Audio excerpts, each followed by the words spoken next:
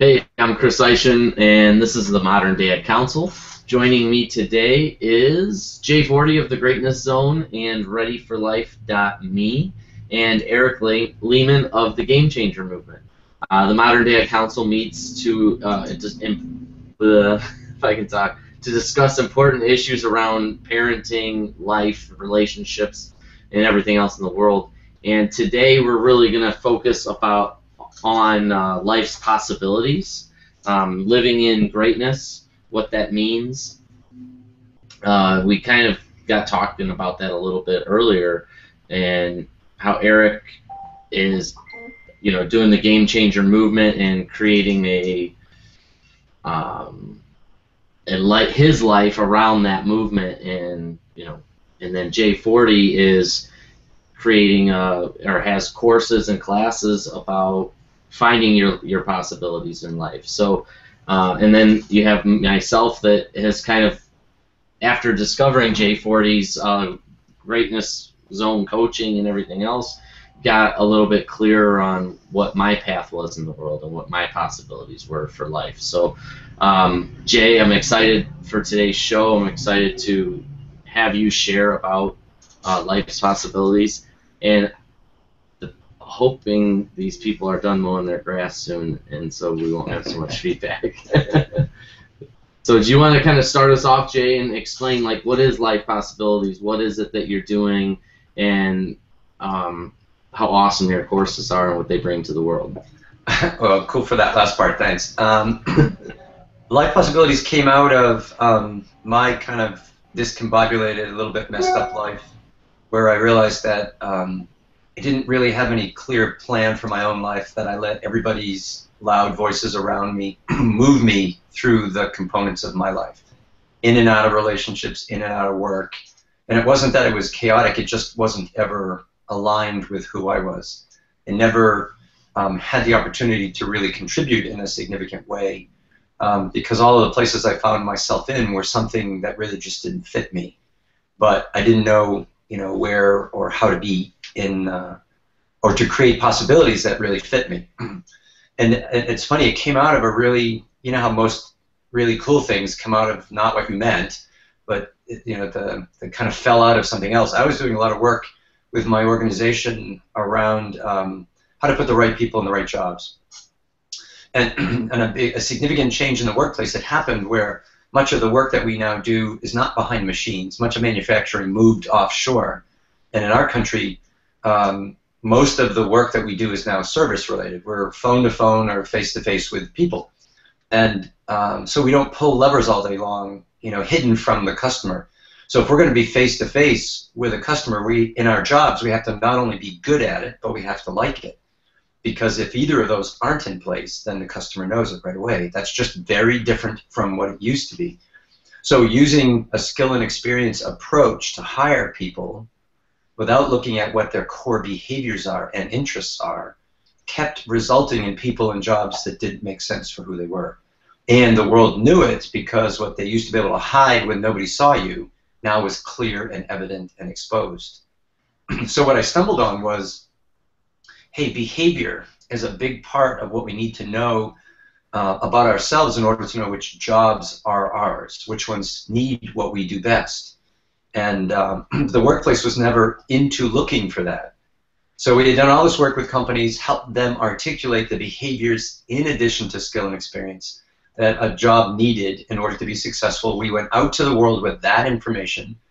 For you to be great in this job, you had to be competitive or driven or dynamic or empathetic or whatever the words were that would drive performance. Then we said, if this is you, you should apply. And the world said back to us, I don't know. I don't know if that's me. How would I know if that's me? And we realized that much of today's world is really self-unaware, that it hadn't been through the process of figuring itself out, because nothing in its history until this moment actually insisted that they know it. So we have generations of people who are just going through life doing what the people before them did, instead of tuning in to see what was right for them, and then building their life around their unique combination of abilities and interests and values. So life possibilities came out of the Greatness Zone, which came out of the workplace looking for people who fit their jobs. And that came out of a little shift in economy where much of manufacturing, we decided we wanted to make as much, and the service economy that came in behind it now rules. 93, 94% of all businesses in our country today are service related. So it does matter that you know what you're good at, so you apply to a job that needs what you do best and you're interested in doing it. That big little change had this ripple that ran through everywhere. And it was a great kick in the chops or a poke in the arm that said, hey, you know, a lot of things in life really need us to be more self-aware and more world-aware so that we choose on purpose the places that fit us. So we build possibilities that are unique to who we are, so we get to use what we do best and deliver something big to the world. A couple of really good quotes that kind of pull this all together that I saw after I had done all this work was Frederick Buechner's great line. He says, your vocation or your purpose in life is where your greatest joy meets the world's greatest need. And that meant you were aware of you and you were aware of your world and were intentional on putting the two together. So Life Possibilities was a process on becoming more self-aware and becoming more world-aware with the express purpose of knowing how to put the two things together so that you could find something that really allows you to soar. And the other great quote that goes along with that, and we use the same thinking when we teach entrepreneurship in college, is the question by Buckminster Fuller. And he asks, you know, what is it on the planet that needs doing that I know something about that probably won't happen unless I take responsibility for it? And again, back to the same two pieces. What is it on the planet means I'm aware of its needs and challenges that needs doing that I know something about, which means I know me, that probably won't happen unless I step up and do it, which is what ultimately the greatness part of the greatness zone is all about, that says, don't do something little. You weren't born to do something little. You were born to do your big thing or things. And the way that you find them is by looking internally to figure out what you came packaged with, and looking externally to see where are there opportunities to use what you do best, put the two together, and now you've landed in a place that matters. And then you get to do those things that you are called to do, have purpose to do, or actually deliver to you your greatest opportunities. So, sorry, a little long-winded, but it came out of something quite unintentional. It came out of a process of trying to hire the right people to be in the right jobs. And what it reminded us was that for us to make wise decisions about anything in life requires us to really show up, be present, and pay attention to who we are, what's going on in our world, and move our lives like an intentional chess piece. What happens next? What do I want to have happen next? Based on the information that I have. And that information is about me, and that information is about the world. And I love on the diagram that you have that goes with this, and so I'll share it. You know, you just really simplify it, because what you're talking about is really deep. But it seems you've simplified it in this diagram here. You know, so really narrowing it down to what you're good at, what you love to do, and what your values are, and that's your greatness zone or your key spot. And I love that, how simple that is, but yet complicated at the same time. Right? And you said it right before, Chris. I think you're right. It's deep, but yeah. You know, here's the one time in my life I haven't made something more complicated, because I so can do that. That is simply, if you know these three things about yourself, what you're good at, what you love, and what matters to you, your values, and you know what's going on in your world, you have everything you need to build possibilities to put the best of you into the situations of your world. Now, the reason why this is really critical to talk about as parents is that most parents don't do this, and fewer parents help their kids do this. You know, we're all so busy running a script or a story in our minds about what it is we do with our kids.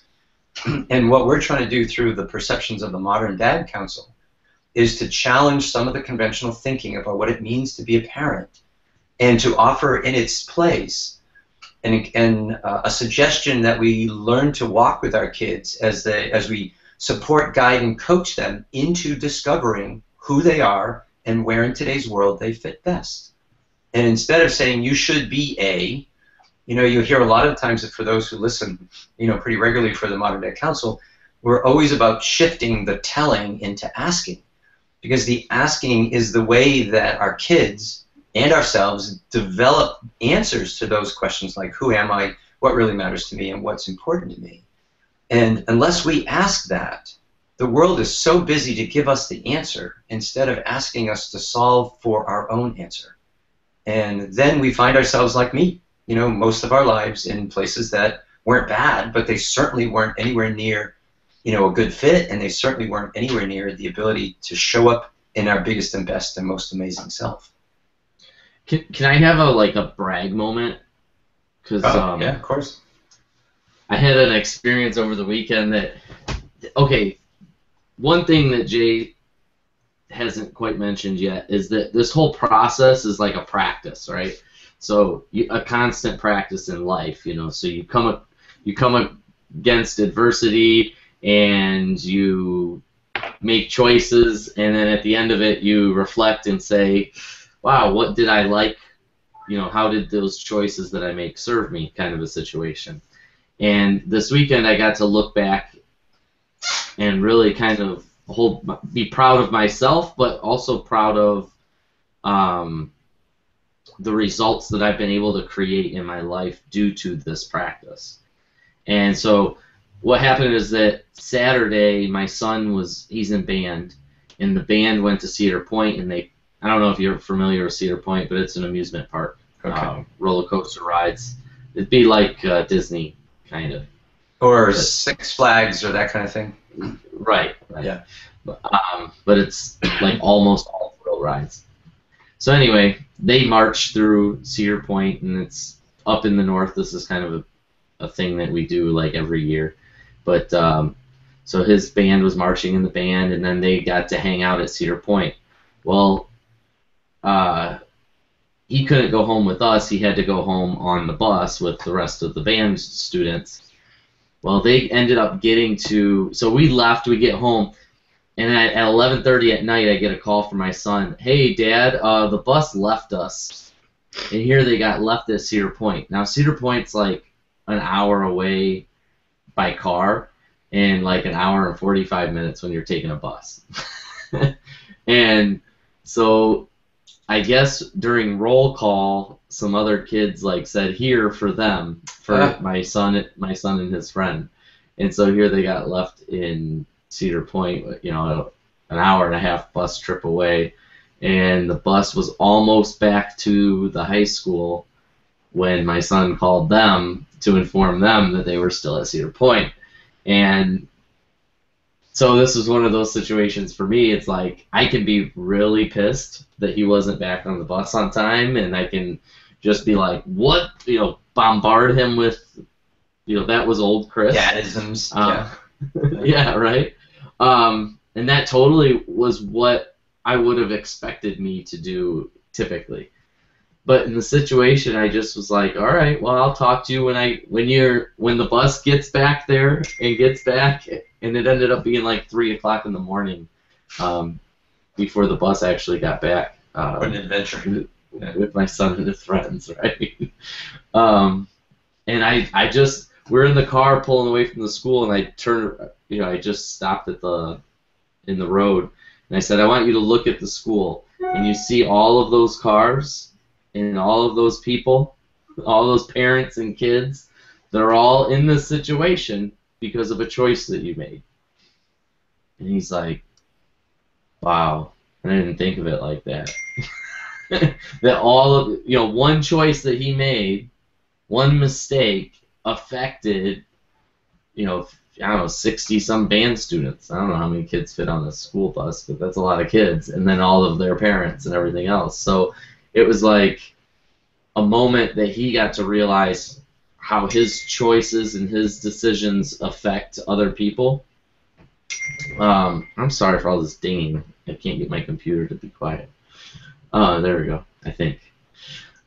So, you know, he got to see all of that, and then he was expecting to be grounded or punished or something, and I was like, no, the next day, I was really trying to think, like, I didn't want to just let it go at that, but I didn't want to ground him or do some meaningless punishment for him, right?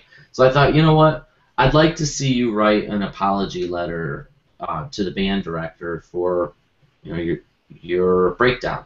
You know, you didn't show up on time, and then this happened, and then that snowballed into all these other things, leading to the result that we have today.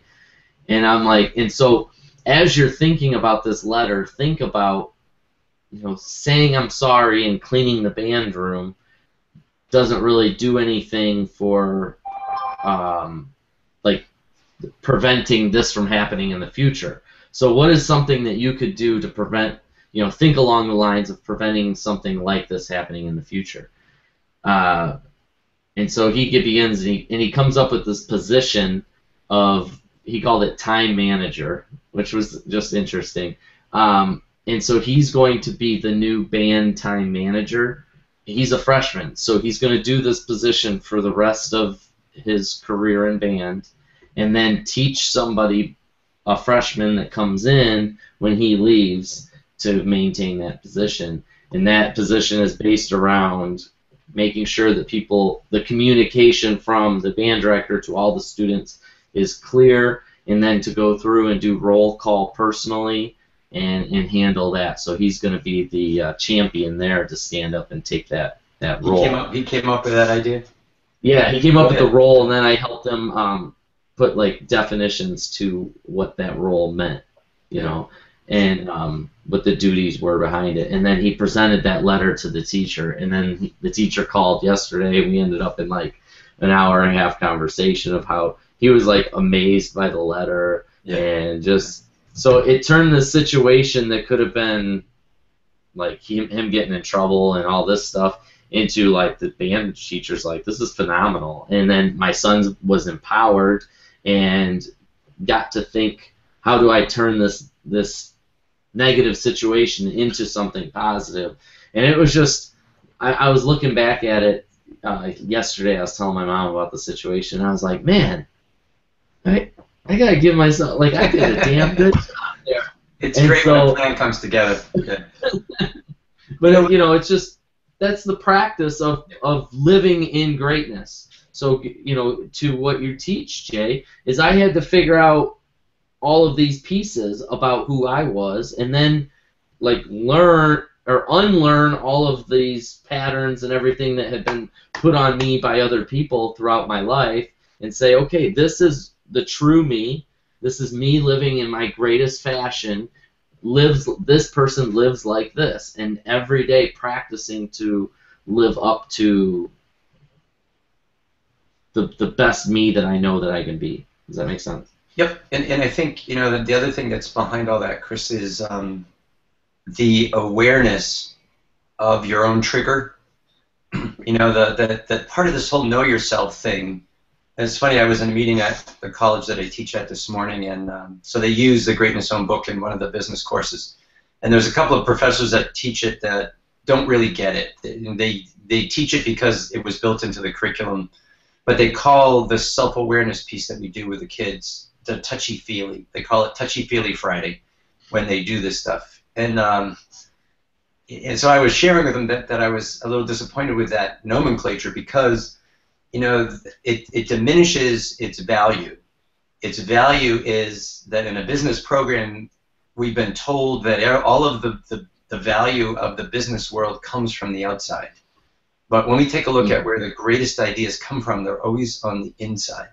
And this process of learning to look in addition to looking out, isn't touchy-feely. It's self-awareness, and it's awarenessing, if you can say that, make up a word. But the awareness part of it meant you tuned in, and in the moment of tuning in, you considered other options. And your ability to look at that parking lot and in that moment say, you know, I could be totally upset with this, or I could be wise enough as a modern dad to say, hey, I have this huge teachable moment. What do I want to do with this? And the only way you can do that is to be in control of yourself enough, because you get you, in order to say, don't let me miss this.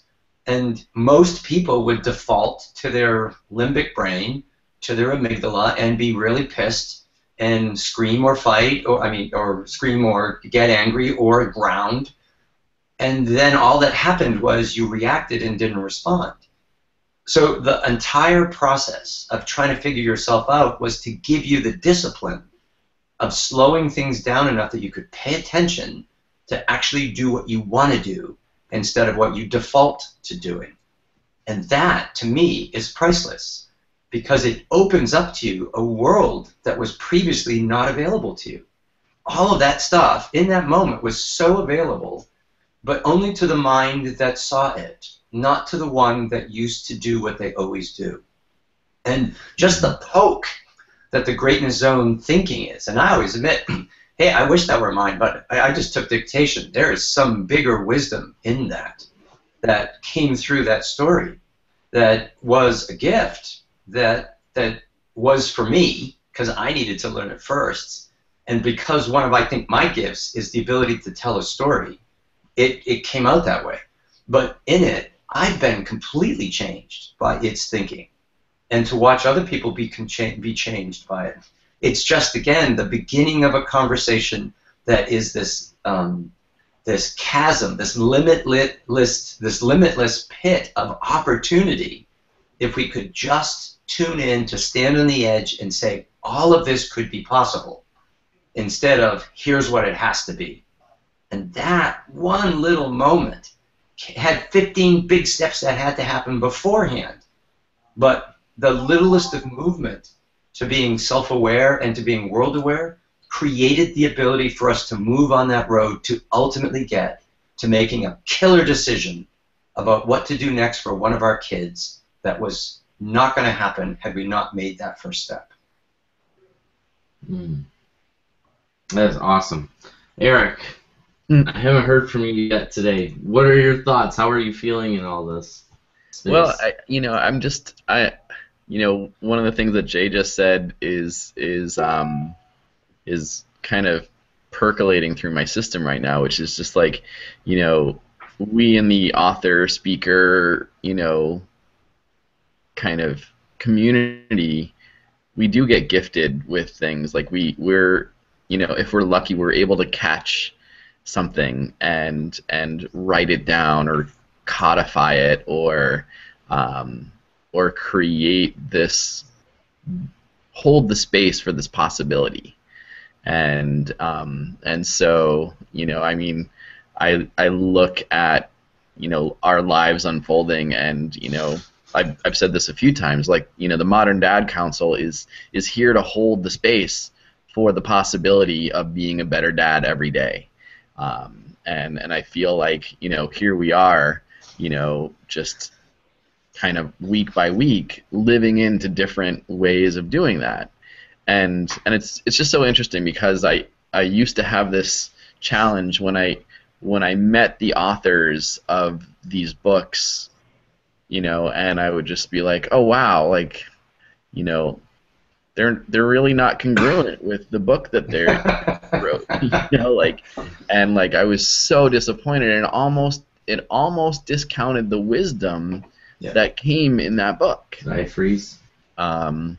And now I'm just in this zone of oh no, we were given the gifts that we were given, to write the books that we're writing or build the platforms that we're building, as a guidepost and not necessarily as this is how it is. So when we can, kind of take a moment to brag about oh yeah, in that instant I was living into my greatness, and I want more and more of my everyday to resemble that way of thinking, and so I I have a deeper appreciation for what it means to just hold the space for our greatness, and Jay, thank you for doing that.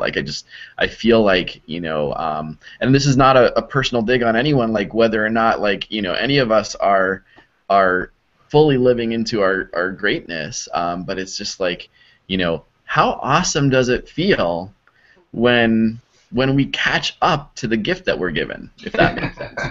I love that. It's really nice to say. Yeah. Yeah.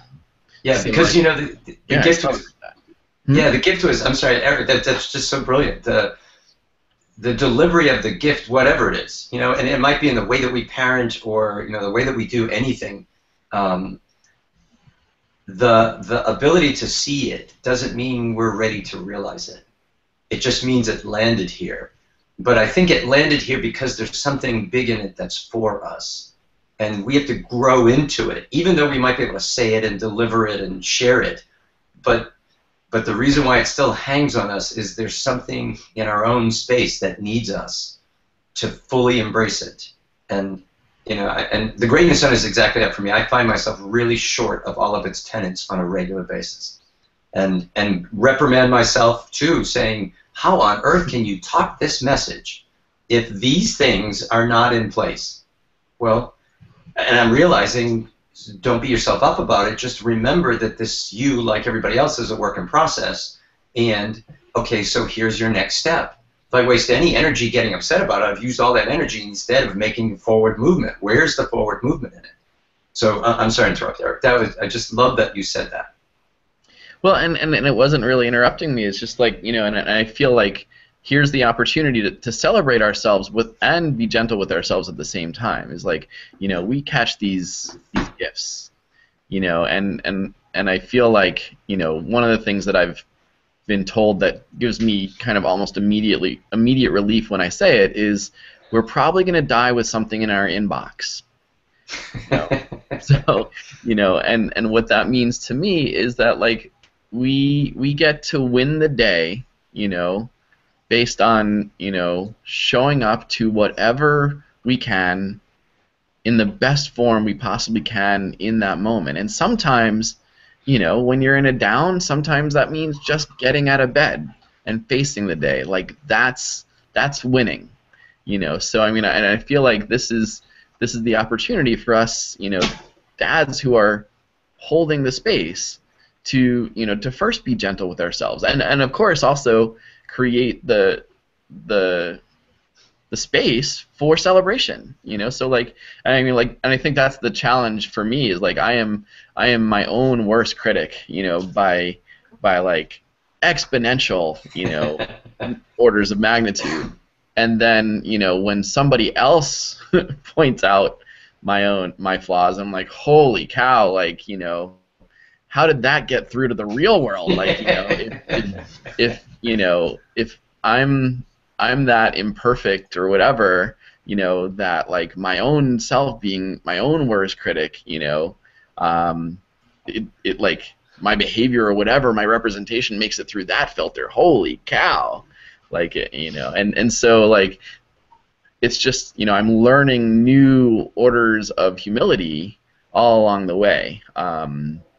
And so, like, in a way, part of this counsel, is helping us become more gentle with ourselves all along the way, and learning humility, too, is like, I'm not as good a dad as you are, Chris. Like, I don't know if I would have, like, not lost it in that moment. Like, like, and so, like, what I'm saying is, like, in any given moment, like, when we get the gift of awareness and consciousness, and we stem the tide. I mean, there's a huge tide. I mean, I guess this is what I'm really after, is like, we, just by holding the space, we're doing a really good thing. And then, if we actually live into the space that we're holding, yay, like, even more celebration. But, like, I think, it's just, like, it's good enough to hold the space, and, like, that's doing something in and of itself. And then when we can find exemplars of when we're living into the space that we're holding, yay, hallelujah. But, I mean, so, like, it's just like, we are all a work in progress or process, and so, like, I guess, I've been sort of pensive in the first part of the conversation, just because, like, I had a conversation earlier today that just made me realize that my dream was real, and, like, it's through, shows like this and knowing you guys that helps hold me to a higher me, you know, like, and it's all about accountability. It's like, you know, I could totally fade into nothingness if I didn't have you guys holding me accountable. So like, you know, and I feel like that's what I love about what we get to do, and like, you know, holding the space for our greatness, holding the space for life's possibilities, and just, you know, celebrating when we're accountable to our own greatness. Like, yay, you know. So Chris, I celebrate you, and like, it's not that I put myself down because of what you did. It's just like, I'm like, wow, would I have it in me to show up as consciously as you did? And I won't know until, you know, I get to show up at 11:30, you know. And you will. Yeah. Oh no. No, it was like 2:30 or something, almost 3 by the time I was picking them up. Wow. Now you look more like a hero, Chris. That was at the original phone call where I missed the bus. Was 11:30. No, it's, you know, and I'm glad that you said that, Eric, because it wasn't like I screw up all the time, but it's that one moment that I was able to, you know, kind of shine. But I didn't just shine, I got to see my son shine. That's sunshine. Yeah, I saw. Nice. That was awesome. That's great on the line. That was awesome. Yeah. But I got to see him step up into like a leadership role. I get taking ownership for his shit. You know, like, I screwed up, and I own that I screwed up. I don't know how I can fix it. So instead of worrying about the past and beating myself up for the past, this is where we are here now. Moving forward, what can I do? Seeing him own that power and like make those choices was the proud moment for me. I mean, yeah, it was also like the fact that I didn't like berate him, but my way of being encouraged his way of being. Right. And so, and that's, I think, with this whole life possibilities, living within your greatness, that's what this is all about. And so you're not going to have wins like that every day all the time, but when you do, like, celebrate. You know, Chris, I think that steps into kind of what I think this life possibilities can do for parenting. And the parenting, it just created in you a different mindset that said, as a dad, my job isn't only just to discipline. And I think a lot of us have that story. In fact, that's this week's blog here is, why do we focus more on failure than success?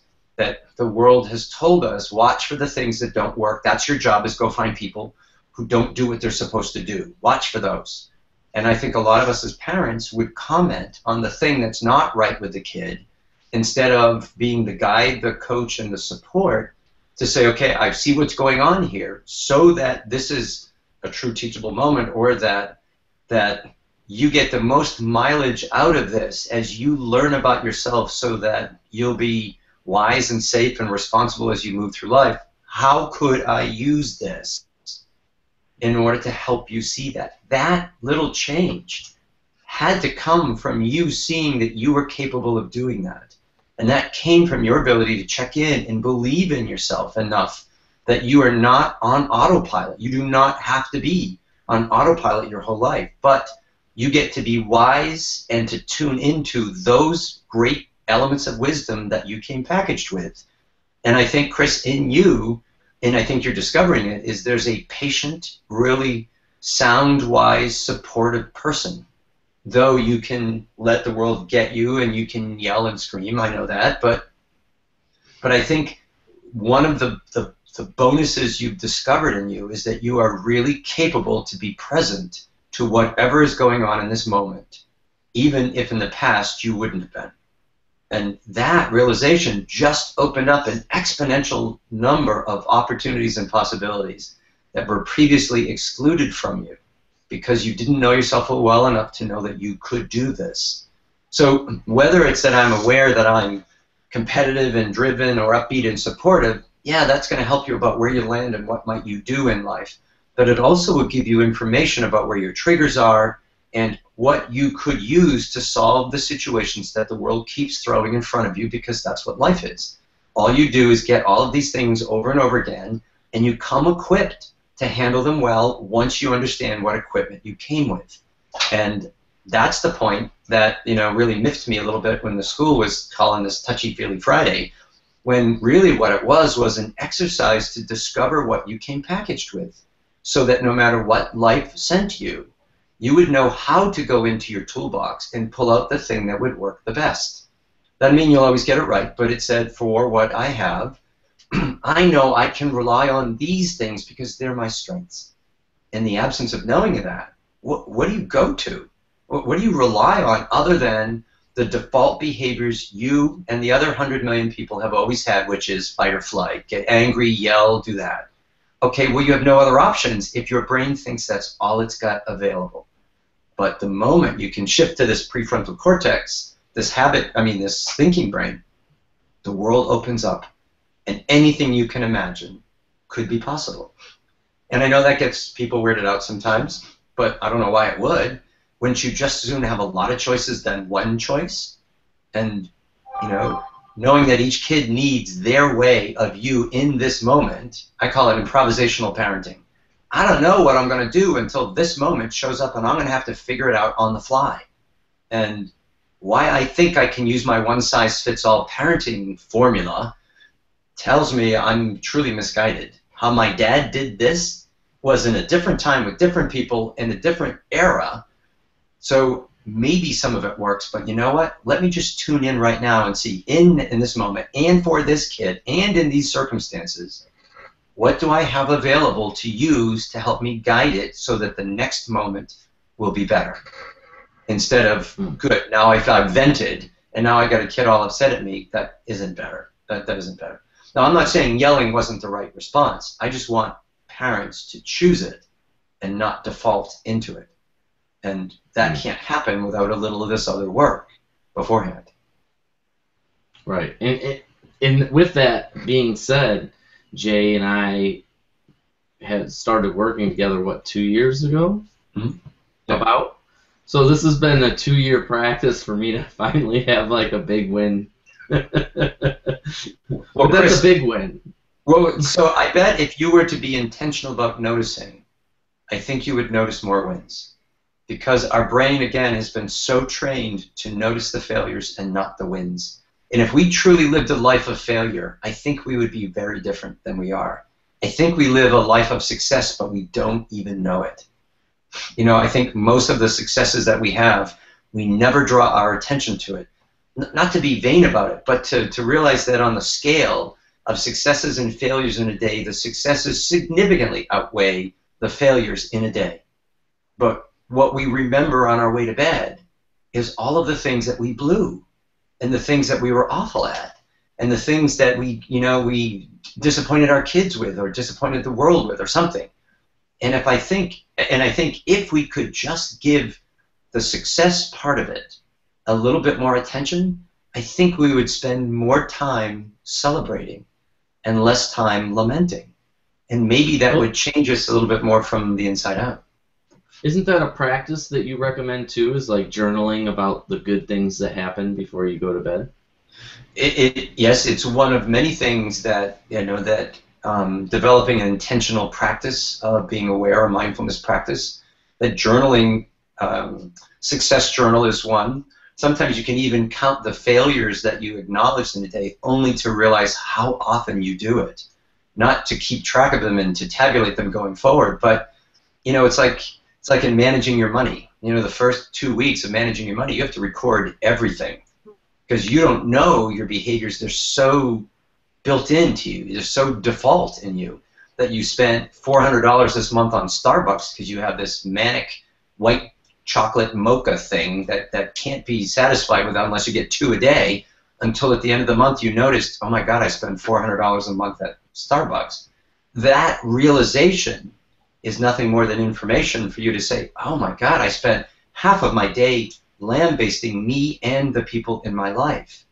What if I, using that information, became more aware of the possibility of seeing better things than worse things? So I'm going to be tuned in all day tomorrow and the next day and the next day, and I'll keep a journal of those successes that I saw, and then I realized there's 2 or 3 or 5 times as many successes as there are failures.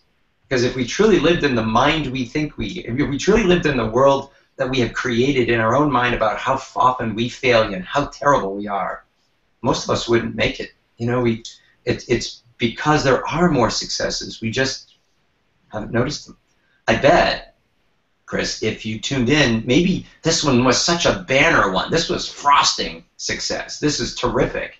I bet there's a whole lot of little cookie and small cake kind of successes all day long. And the challenge, or if I were coaching, I would ask, what is it you could do to notice those? And right, Eric, because this is Eric's favorite line to me, and notice and celebrate those. Really feel them instead of just notice them. You know, viscerally appreciate the fact that you get it right a lot. To make up for, as what is it that Covey calls the emotional bank account, for the times I'm going to take a withdrawal by totally doing the wrong thing, could I at least have fed this account enough that I don't feel like I'm overdrawn, because there's more good than there's not good. Yeah, and also being able to use it as a coachable situation for my son to say, you know, look, I mess up too. Remember that time here when I did this and I screwed up, and I came to you apologizing for my loss of whatever. So yeah, but absolutely, you know, it's a humbling process, like realizing our humanity. Well, I love that you said that, and Eric, you've got to talk about this, Eric. I think success is a humbling process, right, Eric? Well, I feel like that's you know, that's the energy I'm in right now, is that like I'm like humbled by who we get to be, and I'm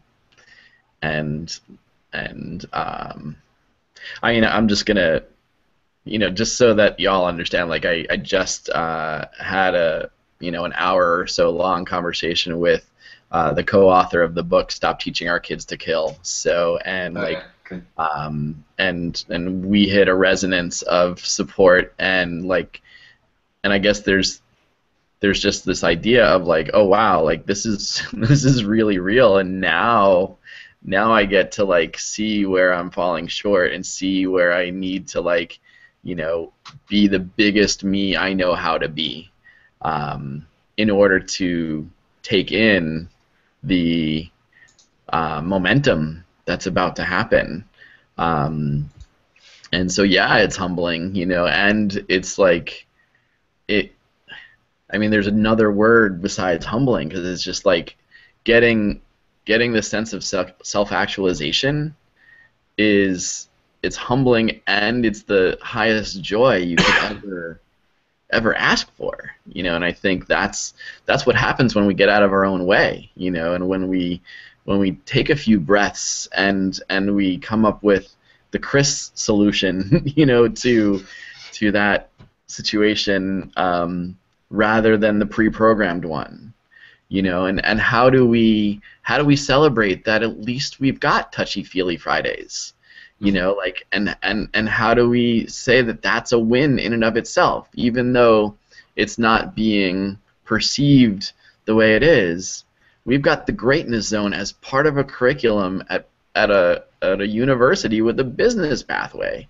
Like that's a win, you know. And you know, although it's not exactly the nomenclature we would prefer our greatness zone to be, you know, referred to as, you know, it's still part of the humbling path that says, okay, you know, we're in, you know, we're making steps. Yeah, we're doing this, yes. You know, so like, you know, and I think that's what, you know, I mean, I still remember, like, I'll just speak to not one of my biggest failures, but like, you know, one of the times where it just became ridiculously obvious is like I was serving as a development officer for Cornell University, where I went to school, and right around the time where like there were terrorist attacks and things like that, I I created this fundraising campaign that incorporated an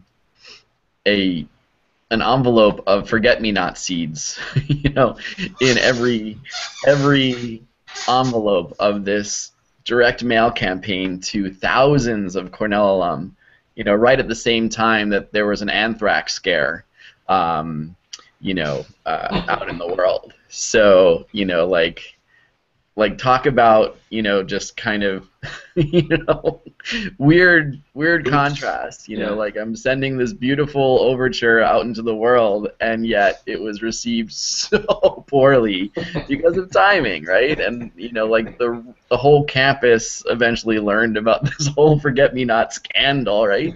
You know, and you know, it was, and like I'm still alive, right? You know, like I lived through that. I was, you know, just sending you know, forget-me-not seeds in the mail, but and you know, I mean, and the people who, you know, helped me through that, you know, like became my best friends. So you know, like, and I think that's the other point is, like, you know, we get to check our intentions. Like, our intention is always to be, for the most part, the best possible father we can be in the given moment, or the best possible employee or, you know, messenger. But sometimes, like, just happenstance creates something, turns something into failure, you know, and so, like, how do we get up the next day after we, you know, send forget-me-not seeds in the mail? You know, that's kind of the interesting opportunity. And so, I mean, I'm really honored to be part of this group, because we are, by virtue of us coming together every week, we're helping each other get better. And by hearing about your example, Chris, and by hearing that there is a you know, touchy-feely Friday, it gives me encouragement to know that, you know, there will eventually be, like, a new gaming system that answers a lot of the questions that our world needs right now. Like, and so, like, and it's just we all have with each other that makes this such a powerful thing. So, Jay, I appreciate you for holding the space for all of our greatness, and for, you know, I mean, kind of systematizing things that are just so nebulous for me. You know, it's just like I don't think the way you do, and I'm so glad you think the way you do, because now the world has a context for what's possible and a roadmap to get there. So I really honor you for putting the work in to do it that way, so that people have a path to follow. Cool, thank you. Yes. Yeah, you know, I want to second that, Eric, because I started working with the Kick-Ass Dad podcast, Michael Mataluni, and we were talking, you know, it seemed like almost every episode, the same type of idea, like, man, if only there was something that we could do to help teach our kids this way of being. And then it's like, Michael's like, oh, I got the answer. I met this guy at this networking thing. He's like, what?